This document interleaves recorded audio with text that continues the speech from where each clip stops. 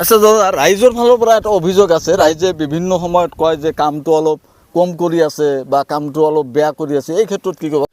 আমি উপস্থিত হৈছোঁ জলেশ্বৰ সমষ্টিৰ টাকিমাৰী মধুপুৰত। আপোনালোকে জানে বিগত কিছুদিন ধৰি এই টাকিমাৰী মধুপুৰ বানিয়াপাৰা এই অঞ্চলত ব্ৰহ্মপুত্ৰ নদীৰ স্থায়ী প্ৰতিৰোধ অৰ্থাৎ পাৰ্মানেণ্ট প্ৰটেকশ্যনৰ কাম চলি আছে। আচলতে কেনেকৈ চলি আছে, কিমান দূৰলৈ যাব, প্ৰথম ফেজত কিমান কাম আছে, ছেকেণ্ড ফেজত কিমানখিনি কাম আছে আৰু তাৰ পিছত কিমানখিনি কাম আছে? এটা আছে 10 কিলোমিটার, ফার্স্ট ফেজত দেওয়া আছে 6 kilometre, Baniyapara to Chilibita 6 kilometre, second phase ইতিমধ্যে টেন্ডার হয়ে গৈছে, তাতেও 3 কিলোমিটার হব আর 1 কিলোমিটার থাকবো। আমার ইঞ্জিনিয়ার স্যারে বহুত চেষ্টা কৰি আছে, মানে যত ইম্পর্টেন্ট বেশি তুলসীবাড়ি মহামারী তাত বহুত খহনীয়া, তার কারণে বহুত আগবাড়ি আছে স্যারে, তাতেও কাম হব। এই কেইদিনের ভিতরে কাম স্টার্ট হব। তাতেও কাম এটা 321 কোটি 68 লাখ 68,049 পইচা। 321 কোটি টকাৰ কাম। আপোনাৰ কি ধাৰণা হয় অঞ্চলটো বাচি যাব? ইয়াত 100% চিয়ৰ যেনেকুৱা কাম হৈ আছে মই বুজাই দি আছোঁ।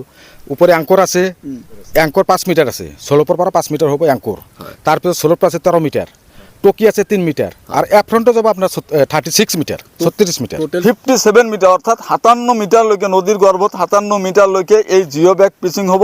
গতিকে আপুনি নিশ্চিত হ'ব পাৰে, মই নিশ্চিত হ'ব পাৰোঁ যে অন্ততঃ টাকিমাৰী মধুপুৰ বানিয়াপাৰাৰ পৰা জলেশ্বৰলৈকে এই ঠাইখিনি আপুনি ধৰি লওক পাৰ্মানেণ্ট হৈ গ'ল।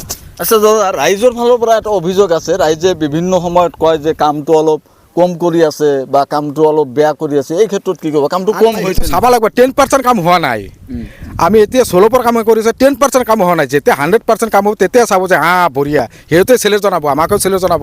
যে ভৰাই আছে ইয়াৰ কিবা পৰিমাণ আছে নেকি, যে 100 কেজি বা কিমান ভৰাব লাগে? ভৰাব লাগিব 126 কিলো লাগিবই, 130-35 এনেকুৱা হয়। 126 কিলোৰ 1 কিলো কম হ'লে নচলিব। চিলাই খুলি দিব, চিলাই খুলি আৰু মাটি ভৰাই দিয়ে। আমাৰ প্ৰত্যেকটা এটা কাঠা